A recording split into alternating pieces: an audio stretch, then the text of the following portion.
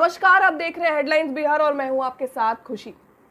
Corona महामारी से पूरा देश एक और परेशान है, तो उसी बीच ये बात भी किसी से छुपी नहीं है कि बिहार विधानसभा के चुनाव के वक्त से ही एनडीए की सरकार ने ये दावे किए थे कि अगर उनकी सरकार बनती है तो बिहार में हर लोगों को मुफ्त टीका दिया जाएगा। हालांकि ये बात सच भी हुई है क्योंकि लोगों को मुफ्त टीका पड़ा है, लेकिन उसके बाद अब इसी बीच ये खबर भी सामने आ रही है कि निजी अस्पतालों को अब टीके की कीमत अदा करनी पड़ेगी।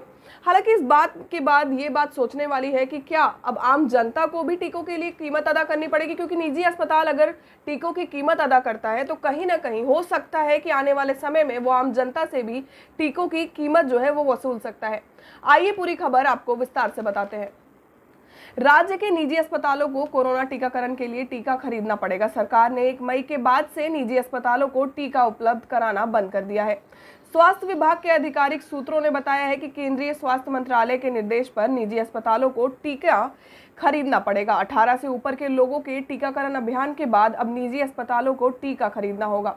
इसके लिए उन्हें कोविडशील्ड व कोवैक्सीन निर्माणित कंपनियों से टीका खरीदने की बात करी गई है। लोगों ने निजी अस्पतालों में पहली डोज जो ले चुके हैं उनके लिए ये बात भी खैर बताई गई है कि वो अब दूसरी डोज सरकारी अस्पतालों से ले सकते हैं। सूत्रों ने बताया है कि सरकारी अस्पतालों में मुफ्त टीकाकरण जारी रहेगा, लेकिन निजी अस्पतालों को अब टीका खरीदना पड़ेगा। राज्य में अभी 18 से ऊपर के लोगों को वैक्सीन देने की प्रक्रिया जो है वो चल रही है। हालांकि ये बात भी है कि वैक्सीन की कमी तो पहले से ही है और लोगों को लगातार लंबी कतारों में खड़ा होना पड़ रहा है। और उसी बीच ये खबर भी सामने आई है कि अब निजी अस्पतालों में अगर आप टीका जाके लेते हैं तो निजी अस्पतालों को उन टीके की कीमत अदा करनी पड़ेगी। तो शायद ये जो मैसेज है वो इनडायरेक्टली आम लोगों के लिए है कि अब उन्हें टीके की कीमत अदा करनी पड़ेगी।